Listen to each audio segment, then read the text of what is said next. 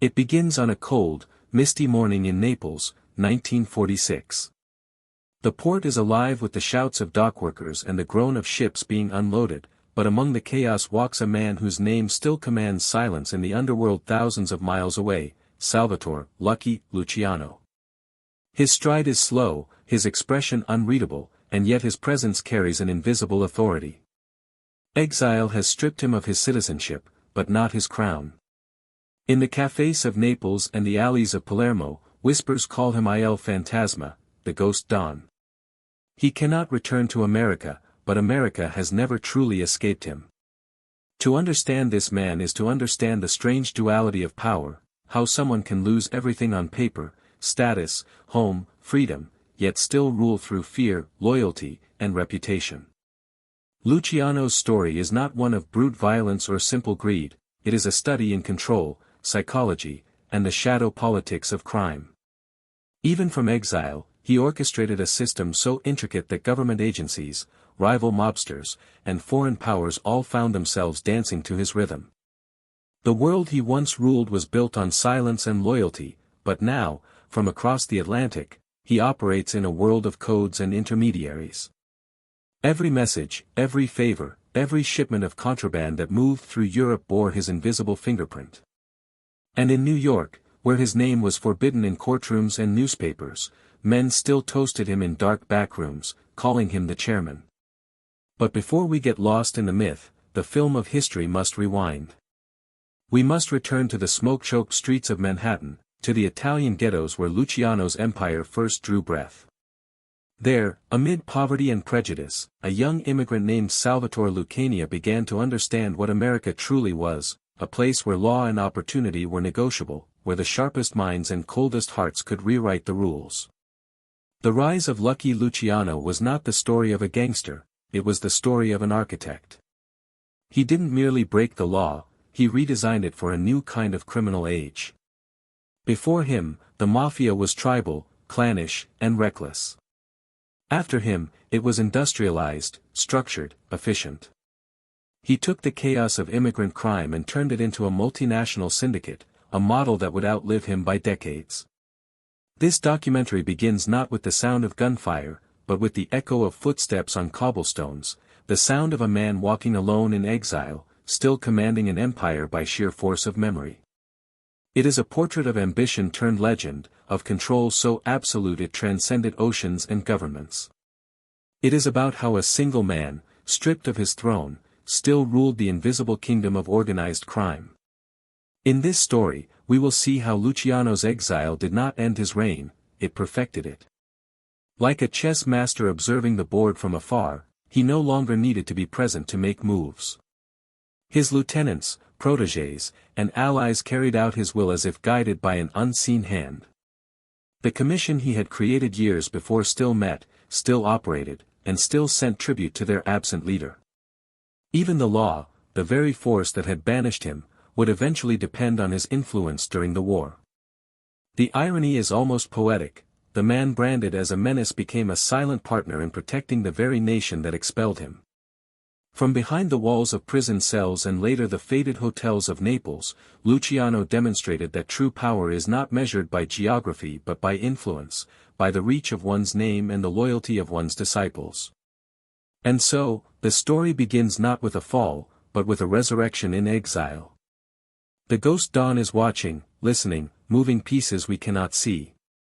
His empire is invisible, but it is everywhere, in the ports, in the unions, in the streets of New York, Havana, and Palermo.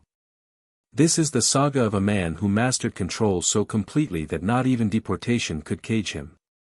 In the years before Lucky Luciano emerged, America's criminal underworld was a violent patchwork of ambition, tradition, and ethnic pride. The 1910s and 1920s were decades of transformation, the jazz age roared in the open, but beneath the music and glamour lay a darker rhythm, blood, greed, and survival. Immigrant gangs filled the void left by corrupt politicians and prohibition laws. Irish mobs ruled the docks, Jewish bootleggers owned the nightclubs, and the old Italian mustache Petes clung to Sicilian customs, operating as if they still lived under the shadow of Palermo's sun. There was no unity, no order, only chaos disguised as loyalty. In those years, the Mafia in America was not an empire but a collection of feudal states. Each boss ruled his territory like a medieval lord, surrounded by loyal soldiers who answered only to him.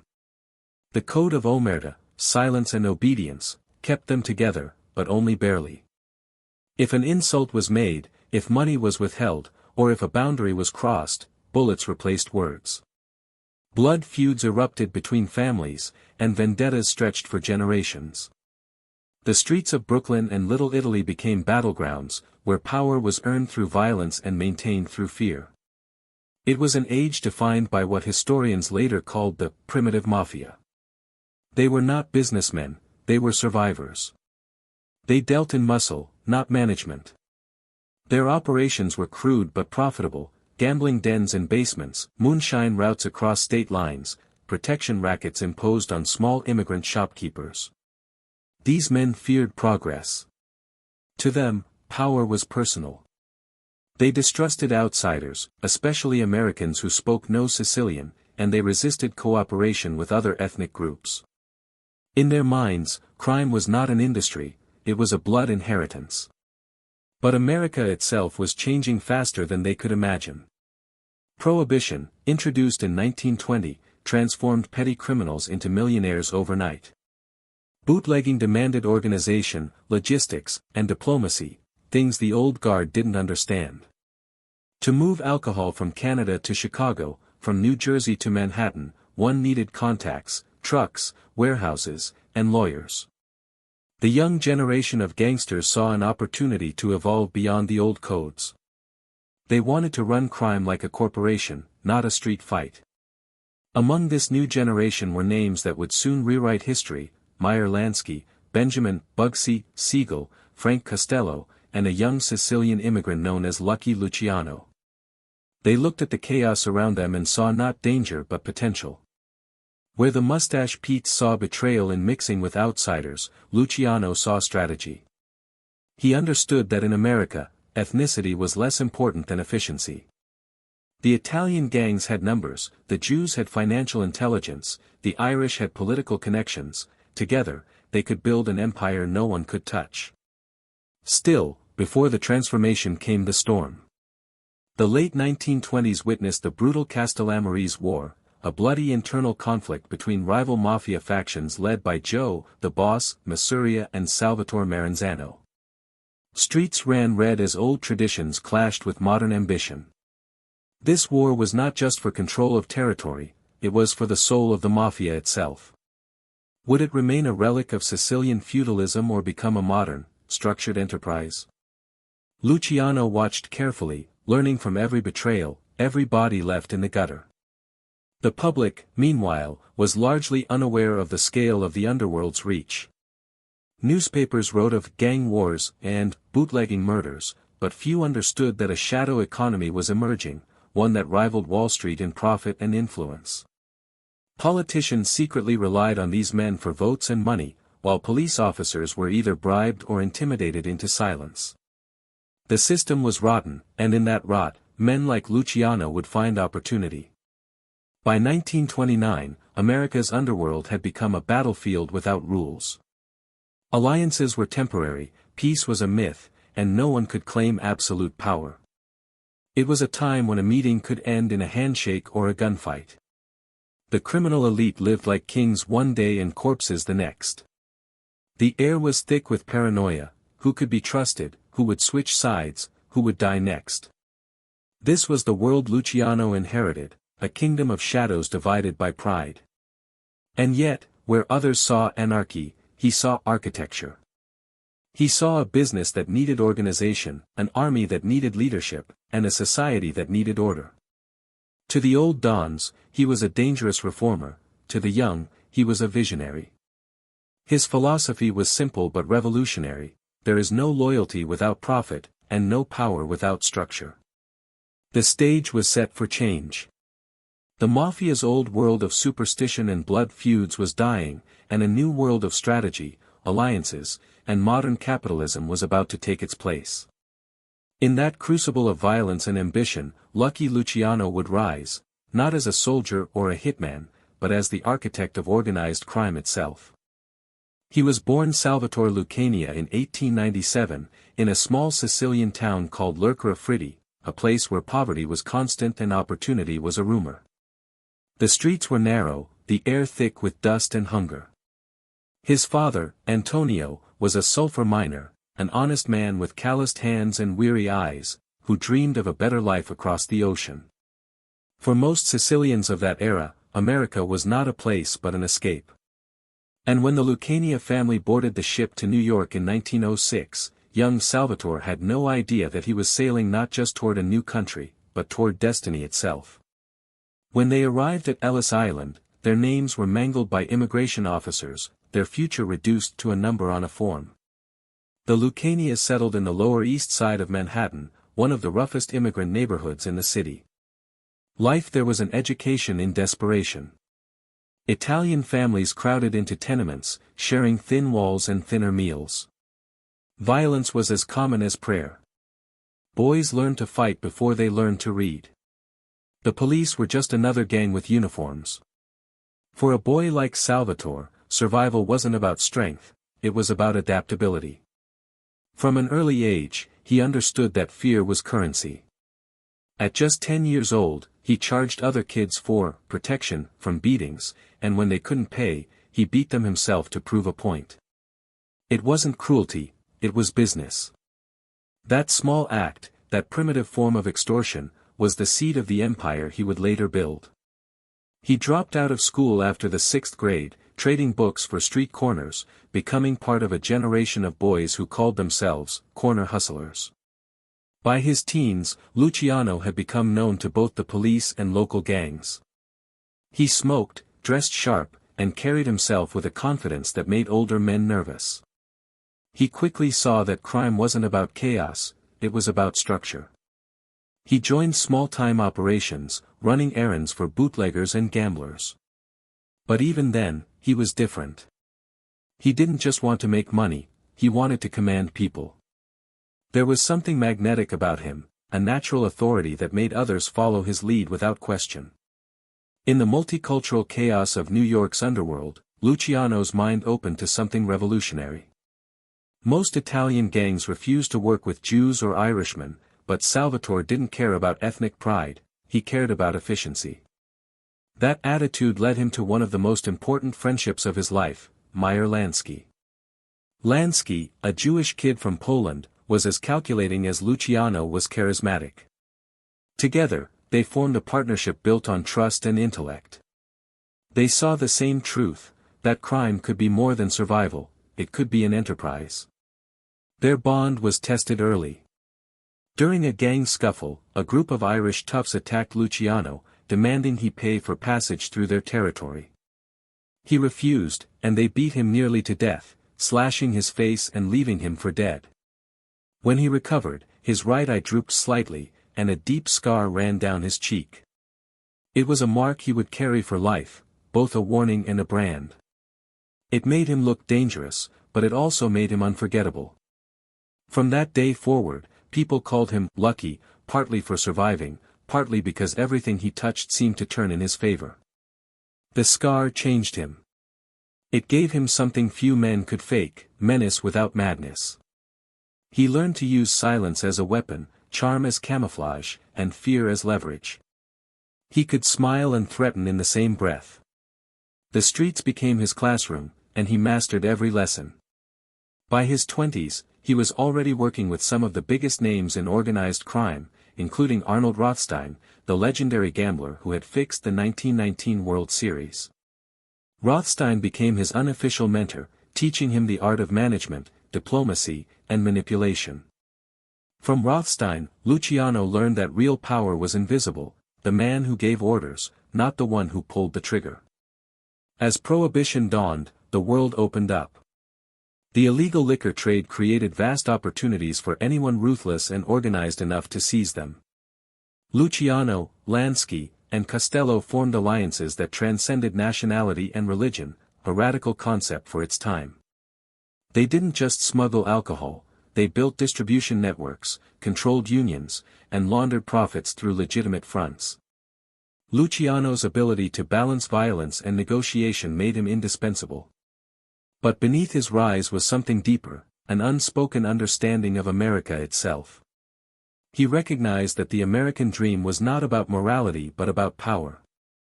The difference between a politician and a gangster, he once said, was that one was protected by the law and the other wasn't. That observation, cynical as it was, became the guiding principle of his life. By the time he reached his late 20s, Lucky Luciano was no longer a street kid. He was a strategist, a man who saw the world as a network of systems waiting to be controlled. The boy who once shook down classmates for nickels had evolved into a visionary who dreamed of uniting all criminal enterprises under a single, organized structure. The chaos of his youth had forged him into a man of cold logic, dangerous charm, and relentless ambition. The immigrant child who once sold protection for lunch money now plotted the protection of entire cities. The streets had taught him survival, America had taught him capitalism. And together, they created the mind of the man who would soon reshape the underworld forever. By the early 1920s, New York was a chessboard of opportunity, and Lucky Luciano was learning how to play all sides at once. The boy from the Lower East Side had evolved into a man with a plan. He was no longer satisfied with small rackets or corner operations, he wanted control, efficiency, and legitimacy within the shadows. To do that, he would have to build alliances that broke every rule of the old Mafia world. His first move was assembling a circle of men who shared his vision, not soldiers, but thinkers. Frank Costello, known for his silver tongue and political cunning, became Luciano's bridge to the world of power and influence. Costello had a talent for making the impossible seem civilized. While others used guns, he used charm, he bribed judges, financed politicians, and turned public offices into private tools. Then came Meyer Lansky, the quiet mathematician of crime. Lansky was the architect of money, the man who could make illicit cash disappear and reappear clean. Together, they balanced each other, Luciano's charisma, Costello's diplomacy, and Lansky's intellect. They weren't alone. Benjamin Bugsy Siegel, volatile yet fearless, provided muscle and style, the street enforcer who acted before he thought, and whose loyalty to Luciano and Lansky was absolute. Together, these men began to form what would later be called the Syndicate, an invisible corporation that transcended ethnicity, geography, and tradition. Each man brought something to the table: political influence, financial expertise, and raw power. For the first time in American history, organized crime was being managed like a business. Luciano understood that fear could win battles, but respect built empires. He also knew that power rooted in personality would always die with the man who held it. To survive, crime needed a system, one that could operate regardless of who was in charge. This idea made him dangerous to the old dons, who saw the Mafia as sacred bloodlines rather than corporations. Men like Joe, the boss, Mafia ruled with superstition and pride, demanding tribute and blind obedience. But Luciano saw their methods as outdated, inefficient relics of the past. Under Rothstein's mentorship, Luciano learned how to blend into high society while commanding the streets. Rothstein taught him how to talk to bankers, gamblers, and senators, how to dress for respect, and how to use information as a weapon more deadly than bullets. When Rothstein was murdered in 1928, Luciano didn't just lose a mentor, he lost a shield. But he also inherited Rothstein's contacts, networks, and ideology, the criminal as businessman, not thug. Luciano's next move was to infiltrate every profitable market. Prohibition had made liquor the heartbeat of the underground economy, and he ensured that every shipment, every speakeasy, every truck route was connected to his organization. His men controlled distribution channels from Canada to Florida, using bribery instead of warfare. Police officers, customs agents, and city officials found themselves on his payroll, not out of fear, but out of greed. He understood something the old bosses never did: corruption was more sustainable than violence. But while Luciano's network grew, so did the tension with Mafia. The old Don saw Luciano's modern methods as betrayal, working with Jews, with Irishmen, with anyone not born in Sicily. Luciano's alliances offended everything the Mustache Pete's believed in. Still, Luciano smiled, obeyed, and bided his time. He knew that the war for control of the American Mafia would not be won through gunfights alone, it would be won through patience, manipulation, and timing. It was during this period that Luciano perfected his style of leadership. He rarely raised his voice, rarely showed anger. Instead, he exuded calm authority, a man who could sit in a room full of killers and still look like the only one in control. He rewarded loyalty with money, not promises, and punished betrayal quietly, efficiently. He avoided spectacle. His genius lay in making others believe they had power while he quietly directed every move from behind the curtain. The transformation from Salvatore Lucania to Lucky Luciano was now complete. He dressed like a Wall Street executive, spoke like a politician, and thought like a strategist. He could dine with senators in the afternoon and meet hitmen by nightfall. His power came not from violence but from his understanding of systems, how to make them work for him, how to exploit every flaw. He didn't just play the game of crime, he redesigned it.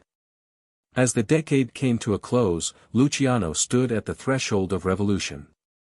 The Mafia, divided and self-destructive, was about to face a reckoning. The Castellamarese War loomed, and with it, the chance to reshape the underworld once and for all.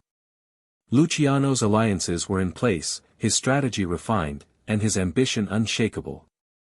Soon, he would strike, not for vengeance or pride, but for order. The streets of New York were about to be transformed into the corridors of a new kind of empire. And at its center would stand a man who believed that power was not about blood, but about design, the man who would turn chaos into structure, and violence into profit. The Castellamarese War was a storm, a brutal, bloody struggle that tore the Mafia apart and reshaped it forever. It began as a power struggle between Joe, the boss, Masuria, the old-school patriarch who ruled New York's underworld with superstition and fear, and Salvatore Maranzano, a Sicilian traditionalist from Castellamare del Golfo who sought to restore true Mafia values. But beneath that surface feud, another battle was being fought, one for the very future of organized crime. In the shadows of both men stood Lucky Luciano, the young visionary quietly plotting to end the old world and build a new one in its place. By 1930, the streets of New York ran red. Shootings, ambushes, and betrayals became daily rituals. Cafes, barber shops, and alleys turned into killing grounds. Both factions recruited soldiers, imported killers from Sicily, and bribed police for protection. Civilians whispered about the Mafia War, but few understood that it was not a war over money, it was a war over ideology. Masuria represented the past, isolationist, prideful, and limited by ethnic loyalty. Maranzano represented structure, hierarchy, and control, but still rooted in old Sicilian codes. Luciano, however, envisioned something neither man could imagine, an American Mafia, modernized, corporate, and multinational. Luciano had once pledged loyalty to Masuria, but he saw the old Don's arrogance and paranoia as fatal flaws. Masuria distrusted innovation, forbade collaboration with non-Italians, and made reckless demands on his men. Luciano tolerated it, smiling when ordered around, but he was already planning an endgame. His friendships with Lansky and Costello gave him access to resources Masuria couldn't dream of. When the time came to choose between loyalty and evolution, Luciano chose the future. In April 1931, the betrayal was set in motion. Luciano arranged a meeting with Masuria at a small Coney Island restaurant. They dined together, played cards, and shared wine, a gesture of supposed reconciliation. Then, under the table, Luciano excused himself to the restroom. Moments later, gunfire erupted.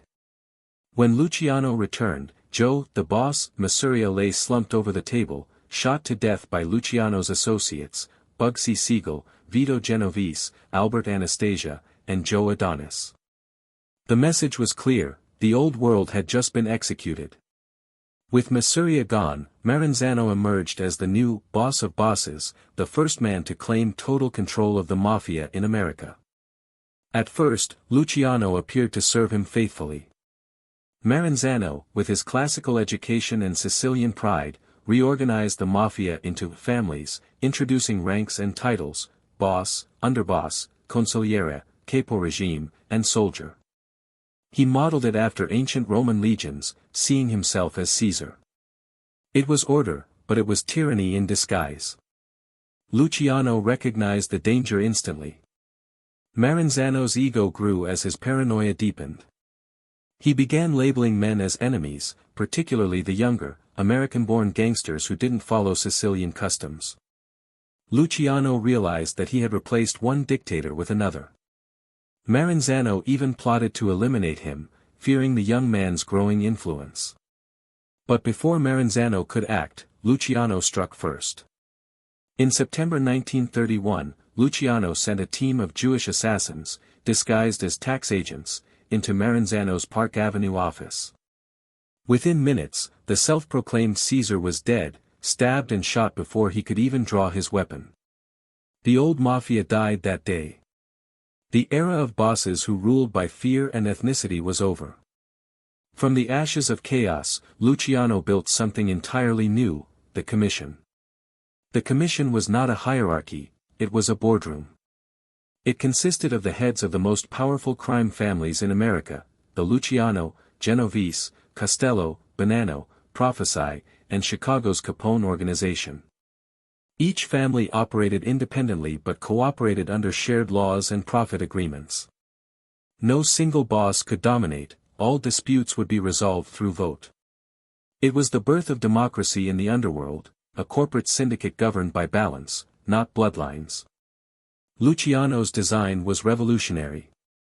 He eliminated the title of boss of bosses altogether, declaring it dangerous and outdated. Instead, he presented the Mafia as a cooperative federation of equals, with himself as the quiet moderator. Power became decentralized, making it harder for law enforcement to target any single leader. Profits from gambling, bootlegging, prostitution, and narcotics were shared, ensuring loyalty through mutual benefit rather than fear. To the public, this transformation was invisible, but within the criminal world, it was seismic.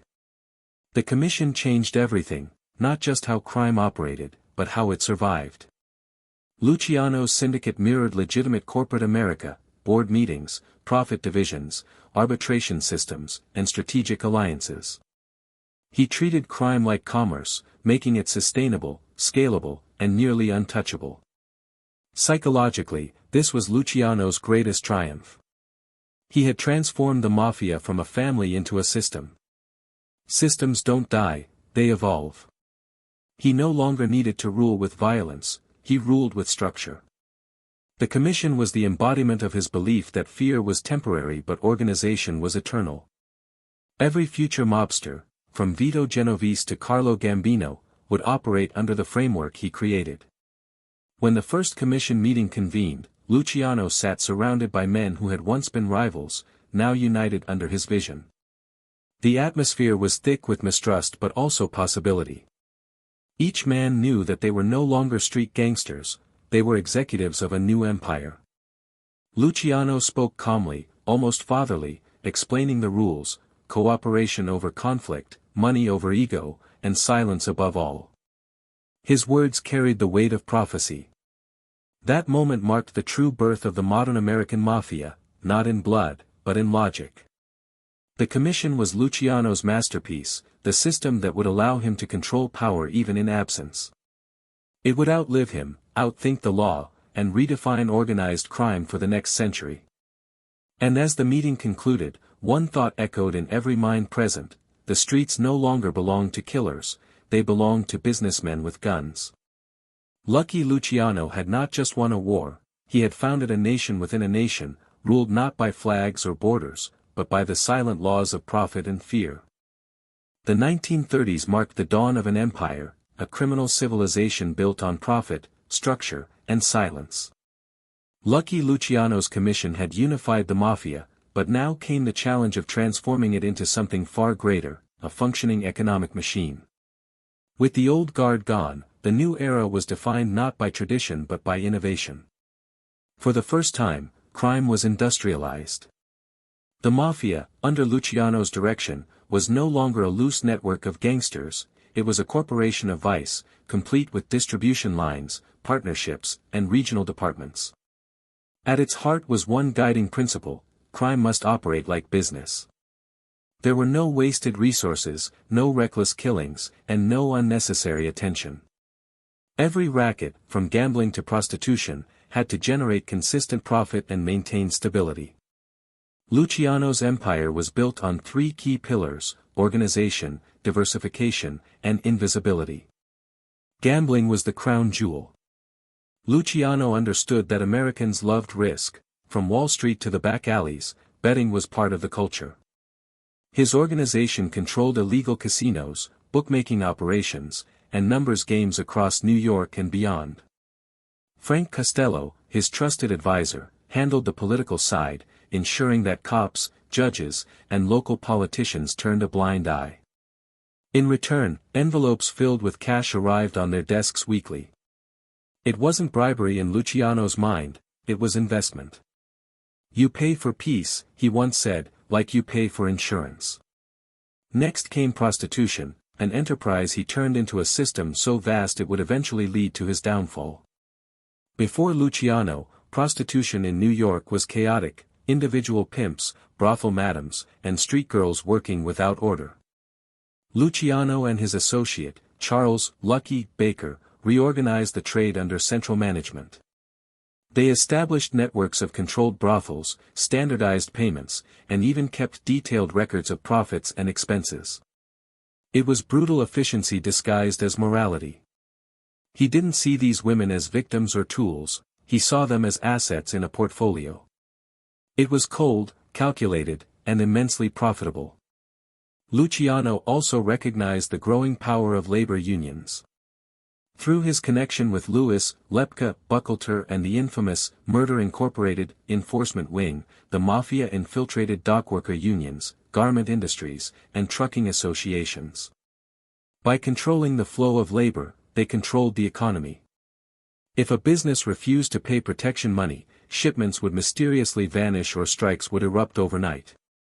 The Mafia had turned intimidation into an industry, and no one could move goods in or out of New York without their approval. Behind every racket was Meyer Lansky's financial genius. Lansky laundered millions through offshore accounts, racetracks, and legitimate investments. Together, he and Luciano created one of the first criminal money laundering systems in history, decades before law enforcement even had a name for it. They bought restaurants, nightclubs, and construction firms, turning the dirty profits of crime into clean, respectable wealth. To the public, Luciano became a successful businessman, a man about town, dressed in tailored suits, dining at the Waldorf, shaking hands with politicians. Few realized that beneath that polished image lay the machinery of organized vice. Luciano's real brilliance lay in his sense of balance. He avoided unnecessary wars, preferring negotiation and compromise. If a rival organization could be useful, he absorbed it; if it couldn't, he neutralized it without spectacle. This diplomatic approach gave him influence not only in New York but in Chicago, Detroit, and New Orleans, cities where the Mafia had local bosses who all answered to the Commission's code. The criminal world had never been this unified. But Luciano wasn't just managing rackets, he was building an image. He wanted to be seen not as a criminal, but as a power broker, a man who could settle disputes and create opportunities. He hosted meetings at luxury hotels, dealt with businessmen, and demanded respect from even the most corrupt officials. Reporters called him the underworld statesman, and they weren't wrong. He had turned vice into governance. However, success breeds vulnerability. The very structure that made Luciano's empire efficient also made it visible. His name became synonymous with the Mafia's golden age. By the mid-1930s, his control stretched from Harlem's gambling dens to the Havana casinos of Cuba. He had influence in Hollywood unions, construction firms, and even among city police. To ordinary citizens, he was a ghost, a rumor whispered about in speakeasies, but to those in power, he was a necessary evil. Psychologically, Luciano understood people better than anyone. He didn't inspire loyalty through fear alone. He gave his men purpose, a sense of belonging in a world that rejected them. To poor immigrants, joining Luciano's network meant stability, money, and respect. In an America that often humiliated Italians and Jews, he offered identity and dignity, however twisted the means. That emotional intelligence made him untouchable for years. His empire ran on a quiet, relentless rhythm. Gambling money flowed to politicians, politicians protected rackets, and rackets fueled the illusion of order. Crime had never looked so clean. The streets that once echoed with gunfire now thrived with silent profits. The days of brutal bosses and public executions were fading, replaced by meetings, ledgers, and envelopes. It was organized crime in its purest form, invisible, disciplined, unstoppable. By 1935, Lucky Luciano stood at the peak of his power. He had transformed from a Scarface street hustler into a global figure whose decisions rippled from New York to Havana and beyond. He no longer needed to dirty his hands, others did that for him. His genius had turned the Mafia into a business empire that mirrored corporate America itself. Yet beneath the glamour and wealth, the foundations of his empire were beginning to tremble. Law enforcement was adapting, new political forces were rising, and one ambitious prosecutor was preparing to tear the veil off Luciano's invisible kingdom. But for now, in these years of golden profit and silent control, Lucky Luciano was untouchable, a king without a crown, ruling the empire of vice he had built with intellect, charm, and ruthless precision. By the mid-1930s, Lucky Luciano's control over New York was nearly absolute. He had transformed chaos into commerce and bloodshed into business. From Harlem's gambling dens to the neon lights of Times Square, from the docks of Brooklyn to the smoke-filled backrooms of Manhattan's nightclubs, his influence ran deep and silent. Politicians sought his favor, judges looked the other way. The city's underworld pulsed with a rhythm that beat to his command. But absolute power, no matter how quietly maintained, always invites resistance. Allies turned ambitious, enemies plotted revenge, and the walls of law and loyalty began to close in. New York was a city of temptation and betrayal. While Luciano operated from the shadows, his empire was managed by men with their own desires and flaws. Frank Costello controlled the political channels, the prime minister of the underworld, charming senators and police commissioners alike. Vito Genovese, Luciano's cold and calculating underboss, was the opposite, ruthless, paranoid, and waiting for his moment to rise. Then there was Lansky, still managing the financial arteries of the Mafia, making sure money flowed smoothly and invisibly. These men together represented the mind, muscle, and money of organized crime. But behind every partnership was distrust. Each knew that friendship in the underworld was temporary, a convenience that ended when power shifted. To the public, Luciano was a ghost, few photographs, fewer witnesses, no fingerprints. He moved like a myth. He never carried a gun, never raised his voice, yet everyone understood that disobedience was a death sentence. His orders were often delivered through layers of intermediaries, so distant that even his most trusted men sometimes didn't realize they were executing his will. That was his genius, control through invisibility. But this invisibility also became his weakness. It allowed ambitious men beneath him to manipulate, conspire, and build their own networks while hiding behind his name. Outside New York, alliances expanded. Chicago's Al Capone had fallen to federal charges, leaving a power vacuum filled by Frank Nitti and later Tony Accardo. Luciano maintained strong ties with the Chicago outfit, ensuring cooperation on national rackets like bootlegging and gambling. Through the commission, he kept the peace among families, settling disputes with diplomacy instead of bullets. It was the golden age of cooperation, and of quiet ambition. But for all his diplomatic brilliance, Luciano couldn't escape the growing spotlight. The press, eager for stories of the king of crime, began weaving his name into headlines. Even without evidence, journalists painted him as the secret ruler of New York. To the people, he was both villain and legend, the immigrant who outsmarted America. Law enforcement, humiliated by its inability to touch him, grew obsessed with his capture. Enter Thomas E. Dewey, the relentless special prosecutor determined to expose the underworld's rot.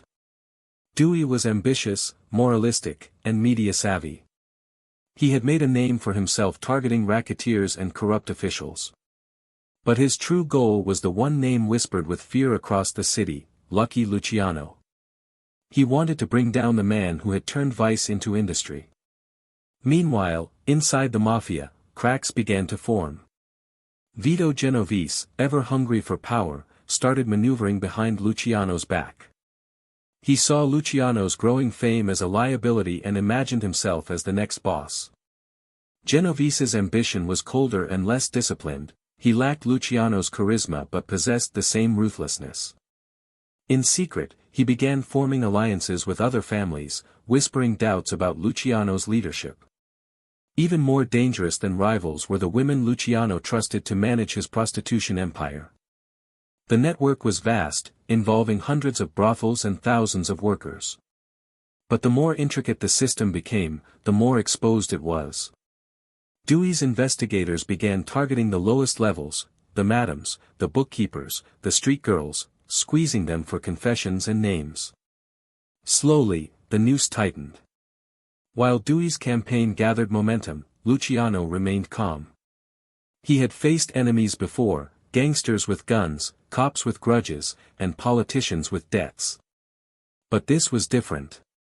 Dewey's war was fought with law, headlines, and morality. The newspapers praised him as a crusader against vice, and public opinion turned against the underworld's glamour. For the first time, Luciano found himself fighting an enemy he couldn't bribe or intimidate, a man with clean hands and ambition as sharp as his own. Still, Luciano's empire didn't collapse overnight. His connections in City Hall and the police department slowed Dewey's progress. Evidence disappeared, witnesses recanted, and juries mysteriously deadlocked. But beneath that surface control, the sense of inevitability grew. Luciano began to feel the first tremors of destiny turning against him. He had built an empire too perfect, too visible. The same precision that made it profitable made it traceable. Psychologically, these were the years when Luciano began to sense his own legend, and his mortality. He became more reflective, more detached. Those close to him recalled that he spoke often about the cost of control. He understood that every empire, no matter how smartly built, carries its seeds of decay. As Dewey's investigations expanded and Genovese's ambitions deepened, Luciano's empire began to tremble like an empire of glass. He had ruled New York not through violence, but through equilibrium, balancing the greed of his allies against the fear of his enemies. But balance is fragile. It only takes one shift, one betrayal, to turn stability into collapse. And that collapse was coming.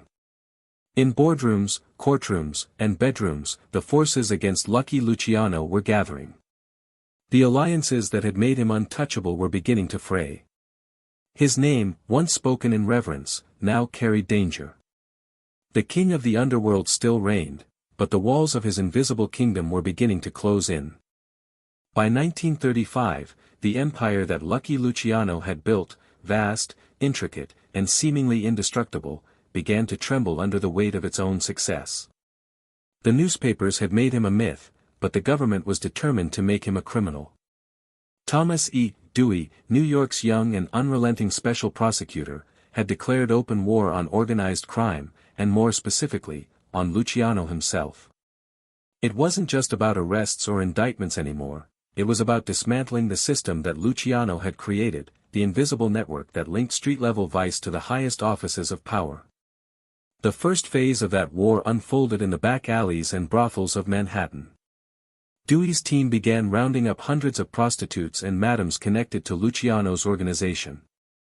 For years, Luciano's prostitution racket had been a silent cash machine, thousands of women, hundreds of brothels, all managed through layers of intermediaries who ensured that Luciano's name never appeared on a single piece of paper. But Dewey was different from past prosecutors. He didn't chase men with guns, he chased patterns, connections, whispers. He understood that Luciano's power depended not on his presence but on perception, and that perception could be weaponized. One by one, Dewey's agents broke through the chain of silence.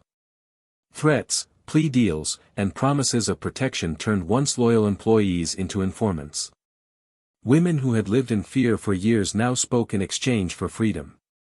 Their testimonies painted Luciano as the unseen master of a citywide prostitution empire, the man who controlled vice from behind a veneer of respectability. To Dewey, it didn't matter whether every claim was true. In the court of public opinion, the story itself was enough. Luciano, meanwhile, watched the campaign unfold with an unsettling calm. He had faced gang wars and assassination attempts, but this was a different kind of battle, one fought in newspapers, courtrooms, and headlines. The old tactics of bribery and intimidation had little effect on a prosecutor whose ambitions reached beyond New York politics. Dewey wanted not just a conviction but a legacy. Bringing down Lucky Luciano would make him a national hero. Within the Mafia, paranoia spread like wildfire. Associates who once drank to Luciano's health now whispered about his arrest. Some fled the country, others shifted loyalty to rivals like Vito Genovese, who saw opportunity in his boss's misfortune. The commission, once a symbol of unity, grew tense and uncertain. Luciano's absence from meetings, his constant surveillance, and his looming trial made him appear vulnerable, a perception that could destroy even the strongest leader. The streets, too, began to change. Police raids increased, gambling dens closed, and protection money dried up. For the first time in years, the underworld was on the defensive. Luciano's influence was still strong, but it was being tested in ways even he hadn't anticipated. His empire, built on logic and order, was facing a force immune to both, moral outrage. Dewey's rhetoric of cleansing New York from corruption gave the campaign a sense of divine purpose. The public, weary from the Great Depression, wanted a villain to blame, and Luciano fit the role perfectly: rich, foreign-born, untouchable. Luciano's arrest came on February 2, 1936, in a dramatic display that symbolized the fall of a king. He was taken from his Waldorf Astoria suite, impeccably dressed and composed, as flashbulbs exploded around him. The image splashed across newspapers the next morning: Lucky Luciano, the man who ruled New York's underworld, now in handcuffs. The symbolism was irresistible: the mighty had fallen, and America's justice system had struck a moral victory. But inside, Luciano was not broken. He viewed the arrest as just another negotiation, a temporary setback. He instructed his lawyers, contacted his lieutenants, and maintained his composure. Yet, for the first time, control was slipping from his grasp. Dewey had built his case meticulously, and his courtroom theatrics ensured public opinion stayed firmly on his side. The trial wasn't just about evidence, it was about narrative. Dewey portrayed Luciano as a monster of manipulation, a man who enslaved women for profit, who corrupted the moral fabric of society. In truth, much of the case was circumstantial, built on testimony from witnesses with motives and memories twisted by fear. But that hardly mattered. The government didn't need to prove Luciano's guilt beyond all doubt, it needed to prove that he embodied organized crime itself. Every headline, every radio broadcast, every courtroom sketch contributed to that image. Behind bars, Luciano remained defiant. His men smuggled messages in and out of prison, business continued as usual, though at a slower pace. He even joked with guards and reporters, claiming that Dewey had made him more famous than Capone. But beneath that confidence lay an awareness that something irreversible had begun. The underworld no longer belonged to men who could hide in shadows. America had found its enemy, and it wore his face. The psychological toll was immense.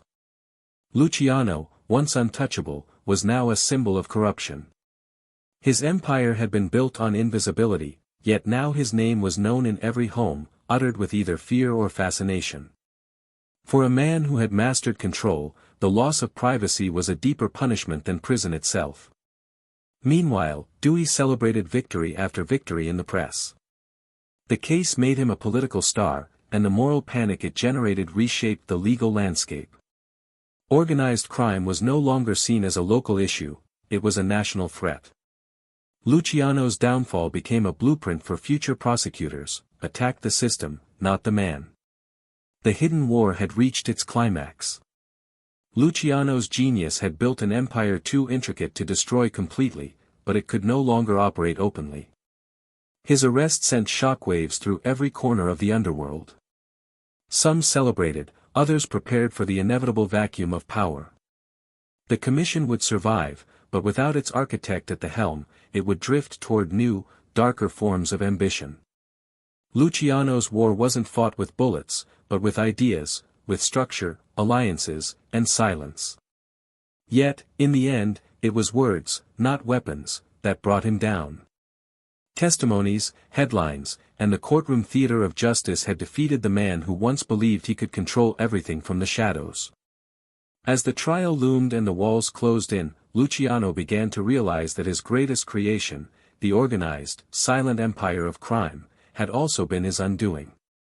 The same systems that made him powerful had made him visible. The hidden war was over, and lucky Luciano, the ghost who once ruled America from the dark, was about to face the blinding light of judgment. The fall of lucky Luciano began not with a gunshot, but with the bang of a judge's gavel.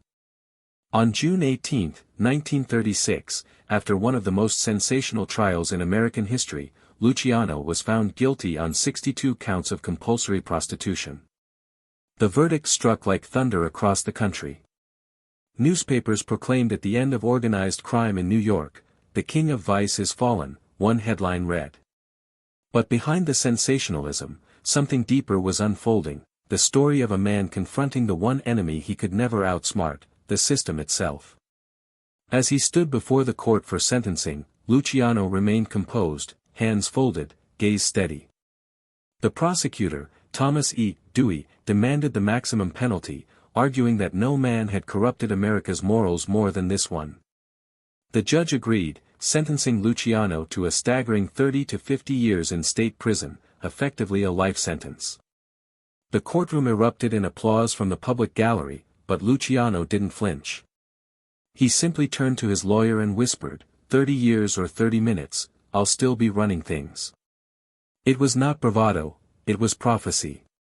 He was transferred to Clinton Correctional Facility in Dannemora, a grim, fortress-like prison near the Canadian border, nicknamed Little Siberia, for its isolation and cold.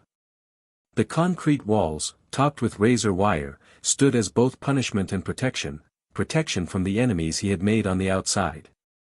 Yet, even in chains, Luciano was no ordinary prisoner. Guards and inmates alike knew who he was. He carried himself with the same quiet authority that had made senators tremble. To many inside, he was still the boss. For the first few months, he adjusted to the monotony, the clang of doors, the smell of sweat and iron, the endless routine. He worked in the prison laundry, folded uniforms, and read newspapers that chronicled his supposed downfall. But slowly, the reality of his situation sank in. The empire he had built, the organization, the profits, the network, was now beyond his reach. Or so it seemed. Then, the invisible hand of lucky Luciano began to move once again. Using corrupt guards, coded messages, and loyal visitors, he re-established communication with his associates on the outside. Letters written in harmless language contained orders, family visits doubled as meetings. Frank Costello, acting as his diplomat, ensured that Luciano's voice was still heard in the commission's decisions. Even behind bars, Luciano retained a seat at the table, proof that true power doesn't vanish, it adapts. Life in Dannemora revealed another side of Luciano, the strategist stripped of luxury, forced into introspection. He spent hours reading history, especially about empires that rose and fell through time.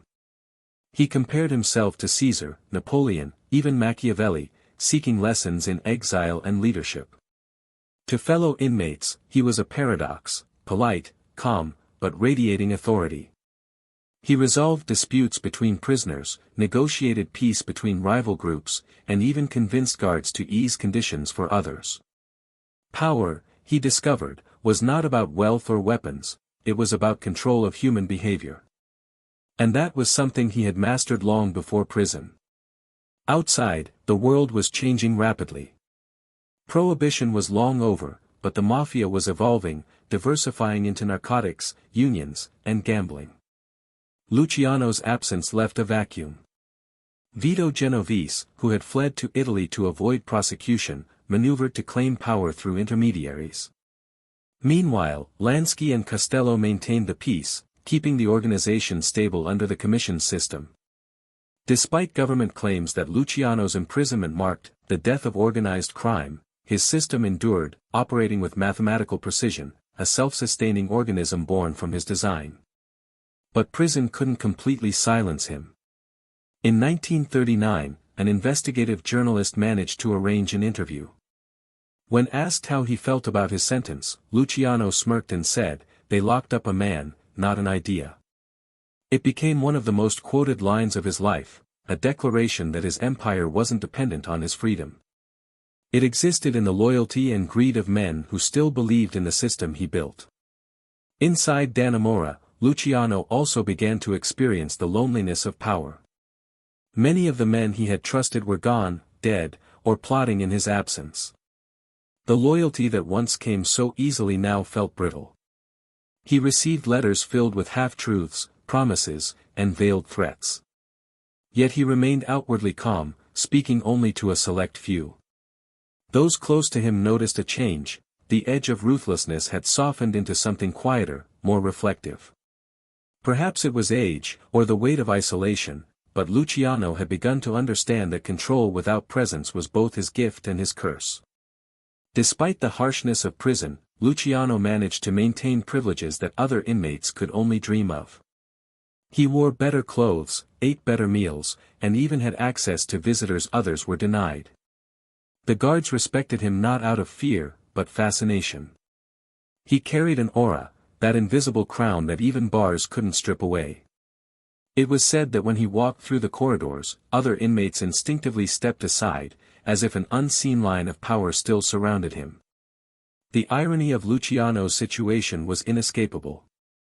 He had built an empire that depended on structure, secrecy, and discipline, and now he lived within the most structured, secretive, and disciplined environment imaginable. In many ways, prison mirrored the organization he had created. Orders came from the top, communication flowed through codes, and loyalty was tested daily. The only difference was that now, Luciano was both ruler and prisoner, emperor and captive. As months turned into years, Luciano's control from behind bars became the stuff of legend. Rumors spread that he still received a percentage of profits from the Mafia's ventures, that even high-ranking bosses visited him for counsel. Whether all of it was true hardly mattered. The myth itself was enough to maintain his power.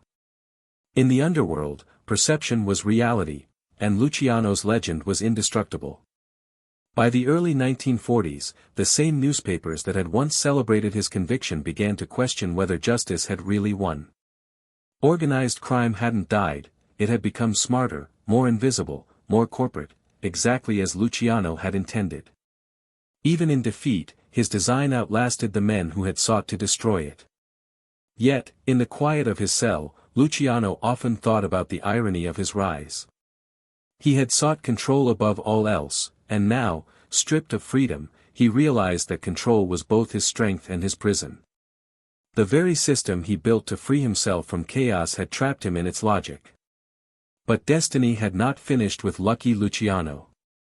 Forces outside his prison walls, forces far greater than crime or politics, were about to change everything.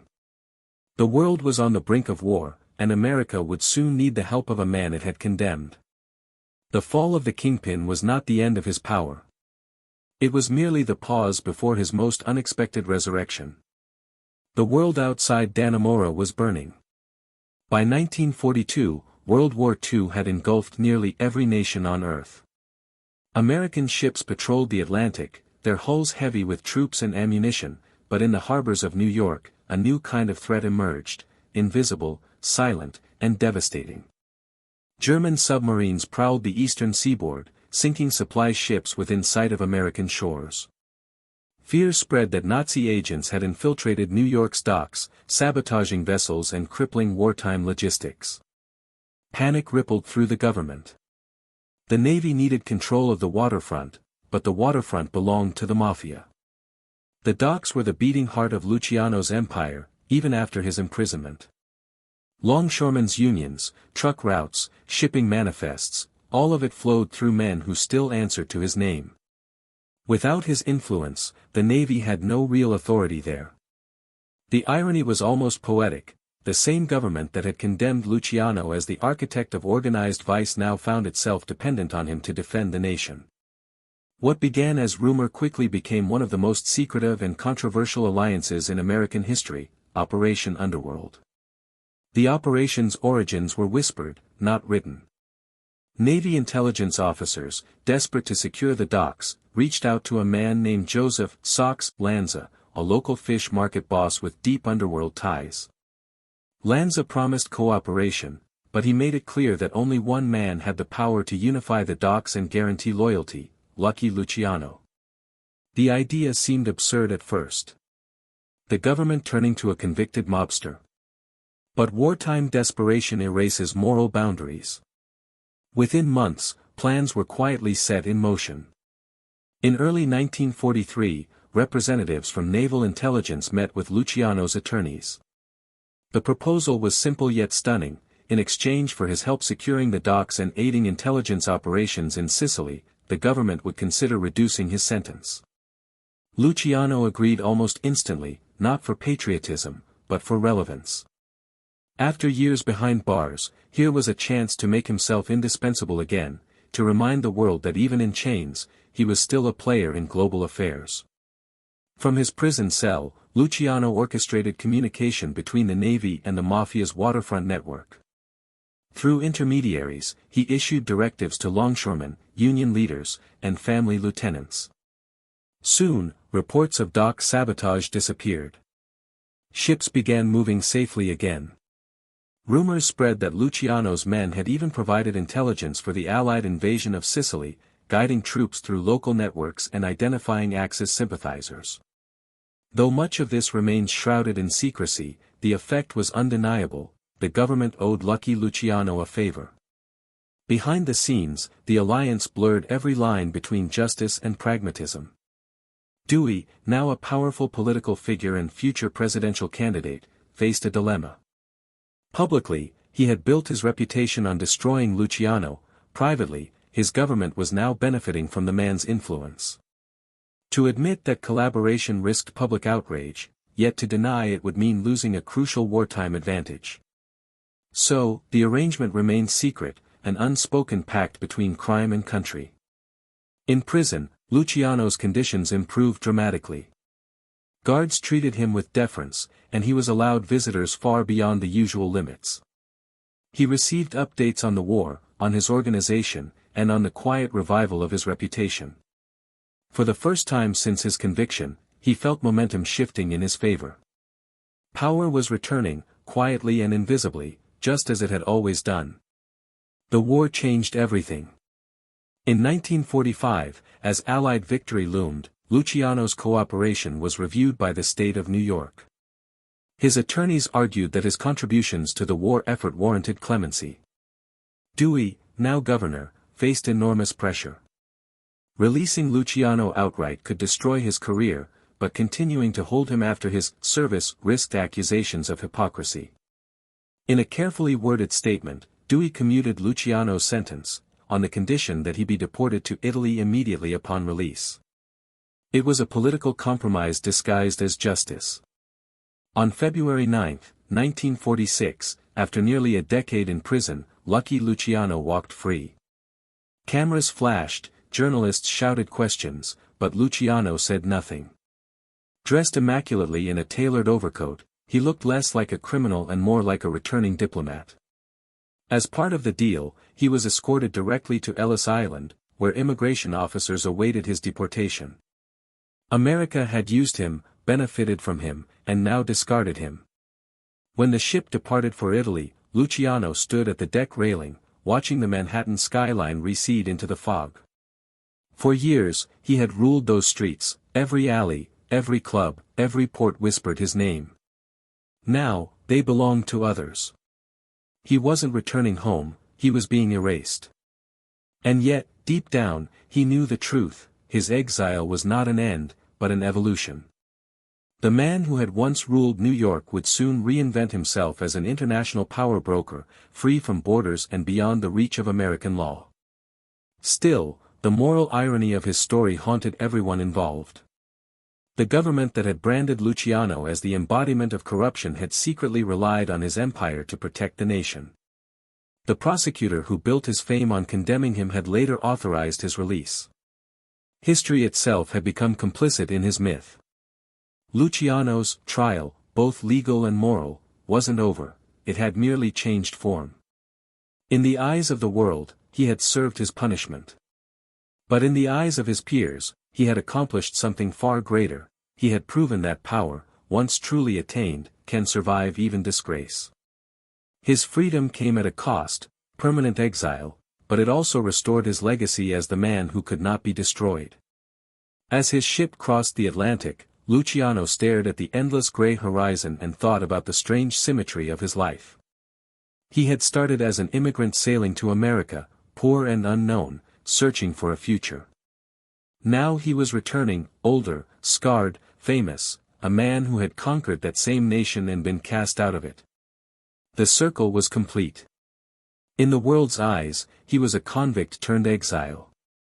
But in the underworld's eyes, he was something else entirely, the man who had beaten the system, outlived his enemies, and turned punishment into power. The courtroom may have condemned him, but history had already begun to absolve him.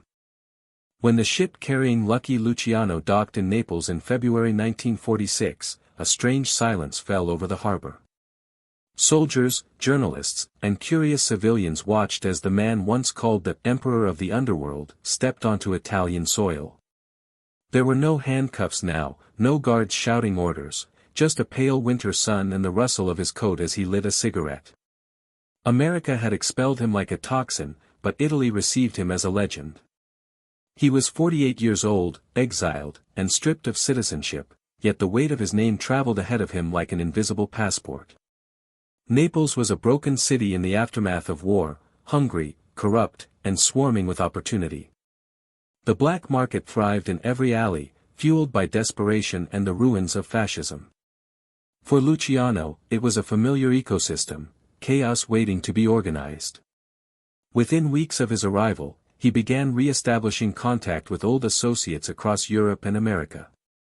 His network had never truly vanished, it had merely gone quiet, waiting for his voice to return. From the small hotels and cafes of southern Italy, he began to rebuild his influence, piece by piece. Luciano's exile was not the retreat of a fallen man, it was the transformation of a ruler learning to reign from the shadows. He understood that power in exile required subtlety. No more headlines, no grand meetings, just whispers, intermediaries, coded messages. He operated like a ghost, invisible but omnipresent. Through his trusted lieutenants in the United States, Frank Costello, Meyer Lansky, and Joe Adonis, Luciano continued to influence the direction of organized crime.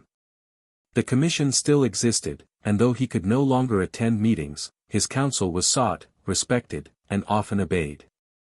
The empire had outlived its creator, but the creator still whispered through its walls.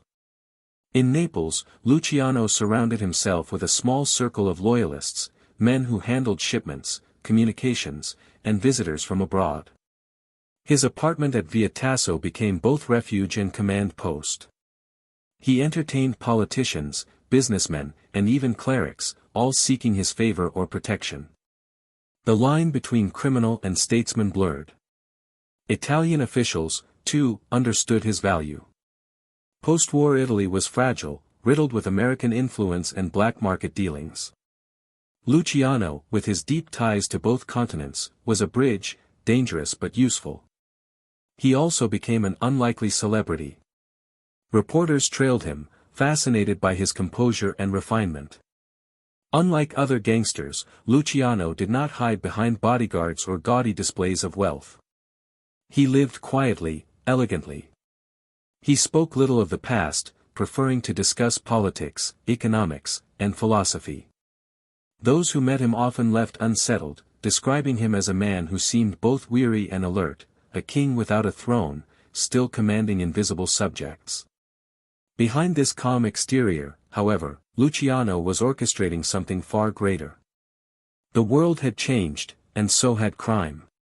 The post-war economy opened new channels for smuggling, cigarettes, alcohol, and soon, narcotics. Luciano saw it before anyone else. The next empire would not be built on gambling or prostitution, but on heroin. With his global network of Sicilian and American contacts, he became a silent architect of what would later be known as the Sicilian Connection. Ships leaving Naples and Palermo carried more than food and supplies. Hidden within cargo holds were packages destined for New York, Havana, and Marseilles, a new kind of commodity for a new kind of underworld. Luciano didn't touch the product himself, he didn't have to. His genius had always been delegation. He understood supply chains and trusted the structure he had built decades earlier to handle the details. Money flowed back to Europe, where it was laundered through hotels, import companies, and legitimate enterprises. Psychologically, Exile had refined Luciano's philosophy of control. In New York, he had ruled through presence. In Naples, he ruled through memory. He once told a visitor, "When they speak my name, I don't need to speak myself." It was both arrogance and truth. His myth had become self-sustaining, a symbol of order in a world addicted to power. Even those who had never met him acted in his name, invoking his authority like scripture. Still, the solitude of exile weighed on him. He was surrounded by loyalty but deprived of belonging. America, the land that had made and destroyed him, remained an open wound. Every newspaper photograph of New York, every mention of the Mafia commission, reminded him of what he had lost. Friends like Lansky visited him in Europe, bringing news and advice, but when they left, the silence returned. Naples was not New York, it was a mirror of what once was, dim and distant. Yet, even in exile, Luciano's instincts for survival never dulled.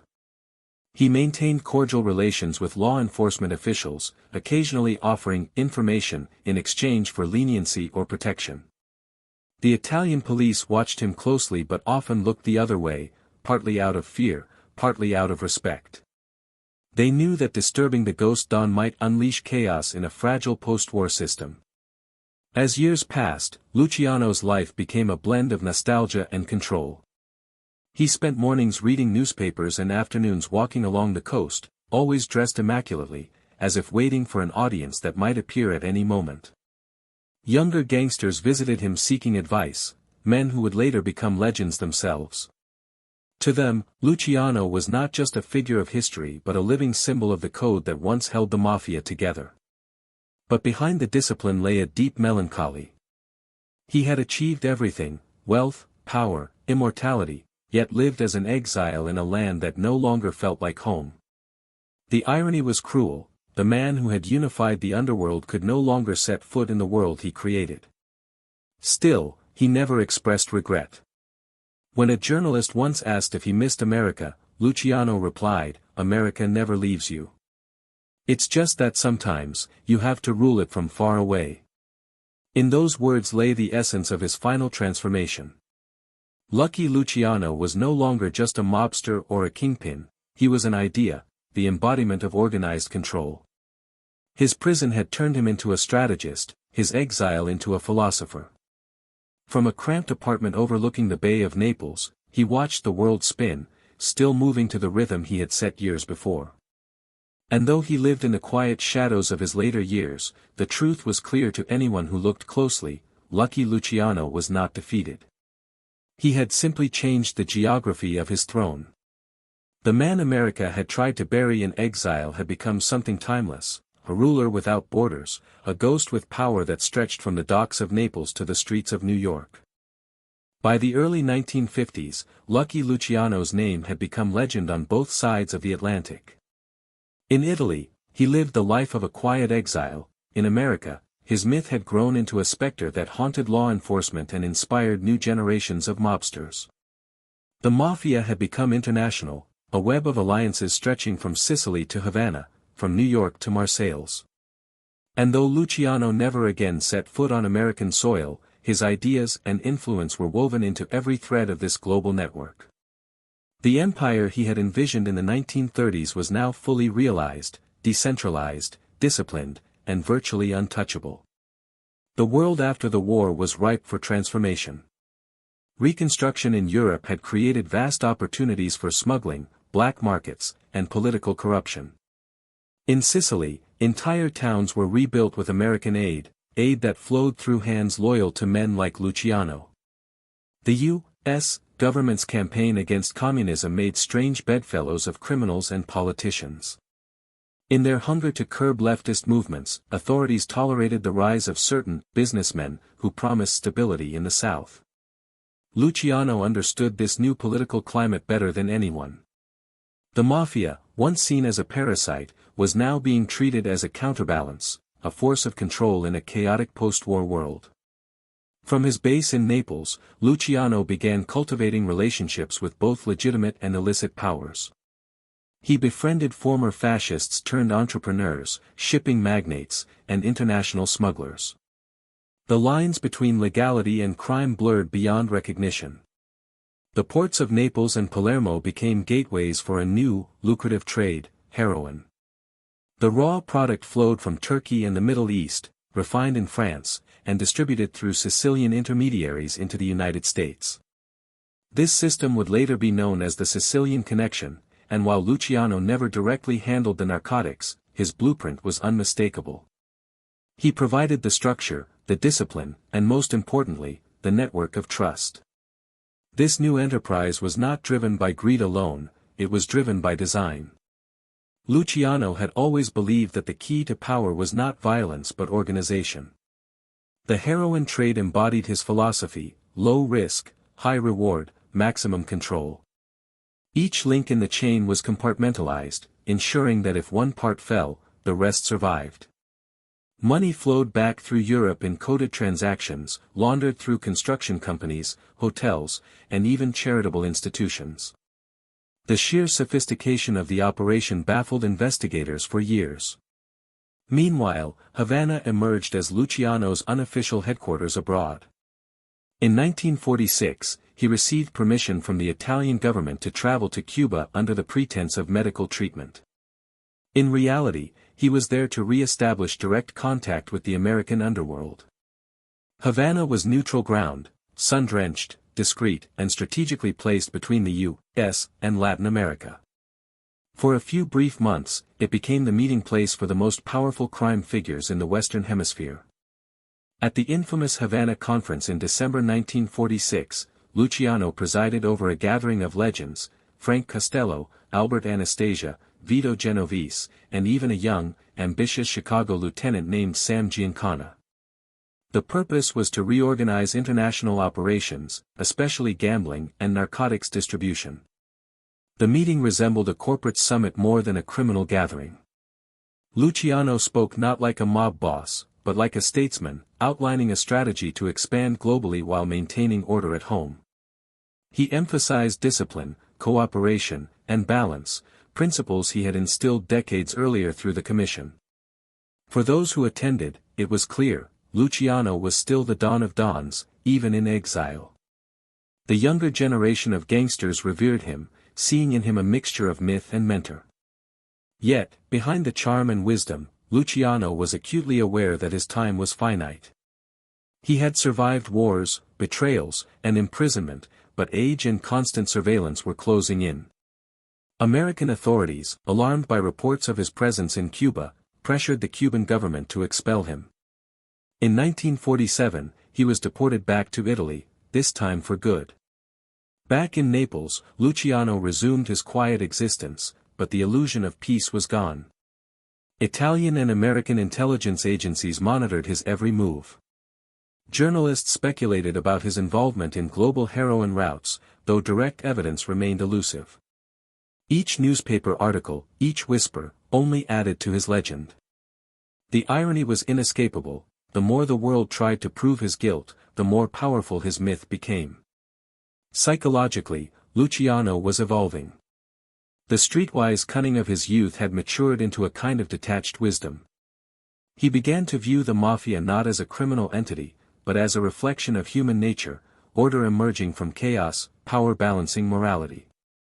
He spoke often of discipline and loyalty, lamenting that modern gangsters were too greedy, too loud, too stupid. To his visitors, he seemed like a philosopher disguised as a gangster, a man haunted by his own creation yet proud of its endurance. But his control, though vast, was no longer absolute. The post-war generation of mobsters, men like Carlo Gambino and Joe Bonanno, were carving their own paths, guided by Luciano's principles but untethered to his authority. He watched from afar as the empire he had built expanded beyond even his imagination. The American Mafia had become a multinational entity, with interests in Hollywood, Las Vegas, and Havana's casinos. His vision of a corporate-style syndicate had triumphed, but its soul had changed. The loyalty and silence of the old code were fading, replaced by greed and ambition. In private moments, Luciano often reflected on what he had lost. America remained his obsession, not its streets or power, but the idea of it. It was the land that had both made and condemned him, a mirror of his own contradictions. He would sometimes sit by the window overlooking the Bay of Naples, watching the ships sail westward, and say softly to no one in particular, "Every boat goes home." The Sicilian connection continued to flourish, and with it, Luciano's invisible hand. He had become what he always wanted to be, indispensable and untouchable. The irony of his exile was that it granted him global reach. No borders, no courtroom, no law could contain him. His voice still traveled through coded letters, secret couriers, and whispered meetings in smoke-filled bars from Palermo to New York. By the late 1950s, Lucky Luciano had become something beyond human to those who followed him, a living myth, a symbol of order, cunning, and inevitability. Governments tried to erase him, history could not. His empire no longer needed his presence to function. It operated on instinct, on memory, on the system he had built decades earlier. And yet, in the quiet solitude of exile, the Don began to feel the shadow of mortality. The machine he had built was eternal, he was not. His final years would test not his strength, but his legacy, whether the system would remain true to its architect, or consume itself in the greed and chaos he had once sought to conquer. The year was 1946, and Havana shimmered beneath a Caribbean sun that seemed to bless everything it touched, the ocean, the cigars, the music, the illusion of peace. Beneath that rhythm of jazz and rum, however, another meeting was about to define the next era of organized crime. The greatest mobsters of the century, men who had once fought, betrayed, and killed one another, were gathering under one roof to pay respect to the man who had outlived them all, Charles "Lucky" Luciano. The Havana conference was unlike anything the criminal world had ever seen. For nearly a week, the Hotel Nacional became a palace of underworld diplomacy.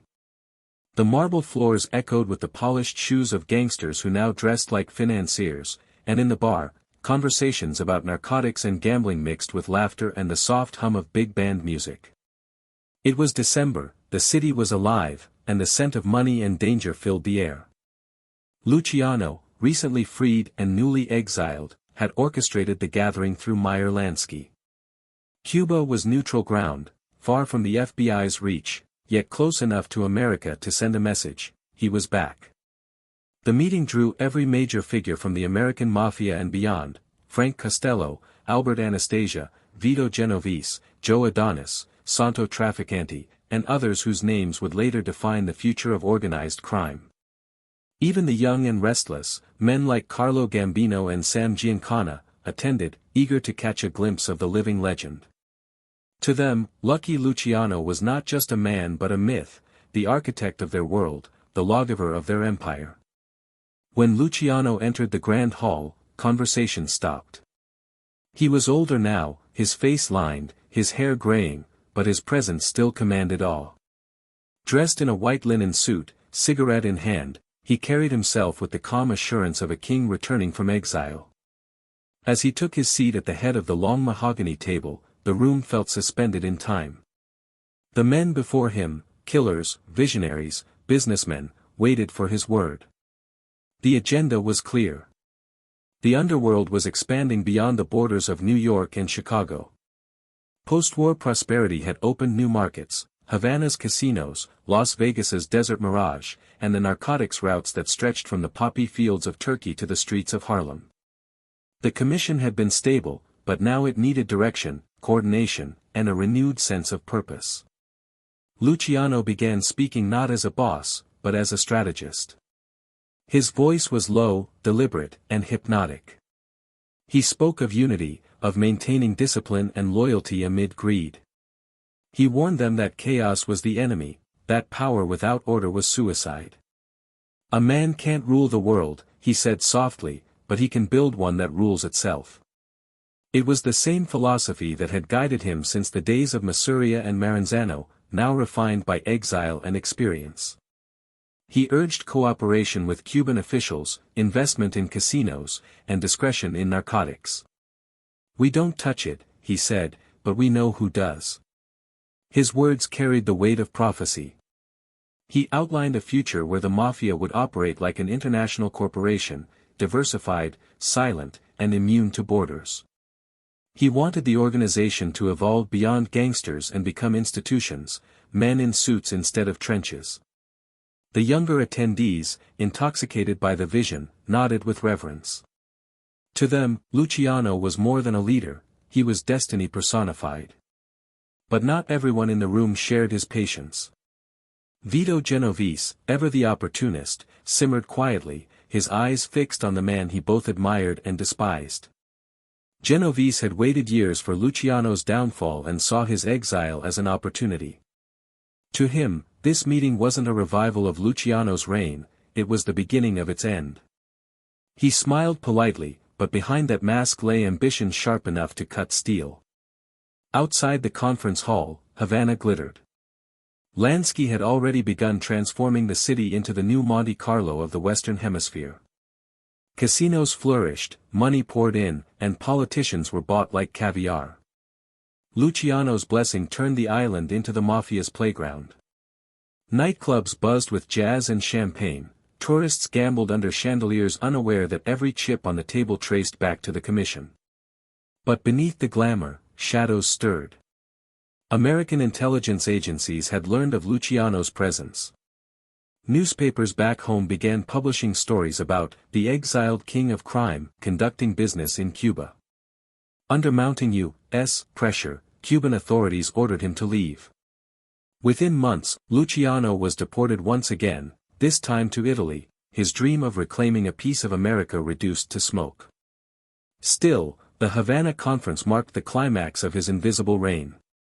Though he was forced to leave, the decisions made in those sun-soaked rooms rippled across the globe for decades. The narcotics routes born in that era would evolve into the global heroin trade, the casinos would lay the foundation for the Mafia's influence in Las Vegas, and the principles of structure, secrecy, and profit-sharing would survive long after Luciano himself was gone. In the years that followed, his power became more symbolic than practical, but his name still commanded respect. Every major decision, every leadership change, was made in accordance with Charlie's rules. Even in absence, he was a ghostly chairman, the standard by which others measured themselves. When the American press speculated about the Mafia's new leaders, Luciano's name always lingered in the background, as if his spirit still pulled the strings. Yet for all his success, Havana marked the beginning of the end for Luciano personally. He could no longer escape the feeling that time was catching up. The allies who had once fought beside him were aging, dying, or betraying one another. The younger generation was louder, greedier, less disciplined. The world he had built was changing, faster, riskier, more reckless. He often remarked to Lansky in later letters, "We built an army, they made it a circus." Psychologically, the conference also marked the start of Luciano's slow reckoning with mortality. He had returned to the peak, only to realize how fleeting the summit was. For the first time, he seemed tired, not defeated, but aware that even kings cannot outlive their kingdoms. When he left Havana for the last time, he looked out at the sea and murmured, "They can send me anywhere, but they'll never send me away from what I am." In that one line lay the truth of his existence. Luciano had become more than flesh and blood, he was a symbol, an institution of his own making. The Havana Conference wasn't just a meeting, it was a coronation and a farewell, the last great performance of a man who had mastered the art of power. As the music faded and the lights of Havana blurred into the distance, lucky Luciano, exiled, hunted, immortal, understood that his life had come full circle. He had started in the gutters of New York, built an empire that spanned continents, and returned to the shadows where only his legend could follow. The Havana nights would live on in whispers and songs, but for Luciano, they marked the end of empire and the beginning of legacy. Lucky Luciano's story ended not in gunfire or betrayal, but in quiet irony. In January 1962, he was living in Naples, older, reflective, but still commanding a faint echo of the power that once ruled continents. He had agreed to meet a film producer from America who wanted to make a movie about his life. For a man obsessed with control, the chance to shape his own legend was irresistible. At the Naples airport, Luciano waited in his immaculate suit, cigarette in hand. Witnesses said he looked calm, almost regal, as if rehearsing one final scene. When the producer arrived, the two men exchanged greetings. Moments later, Luciano clutched his chest, collapsed, and died instantly of a heart attack. Just like that, the man who had survived gang wars, prison, and exile was gone, felled by time itself. His death made headlines worldwide. The government that had banished him now sent condolences, the underworld he built fell silent in mourning. His body was returned to New York, buried in Queens among the very men who had once served him. It was the perfect final irony, the exile who came home only in death. Lucky Luciano's legacy remains divided. To some, he was a criminal mastermind, to others, a visionary who turned chaos into order. He left behind no heirs, no confession, only a structure that still governs organized crime. In life he sought control, in death, he achieved immortality.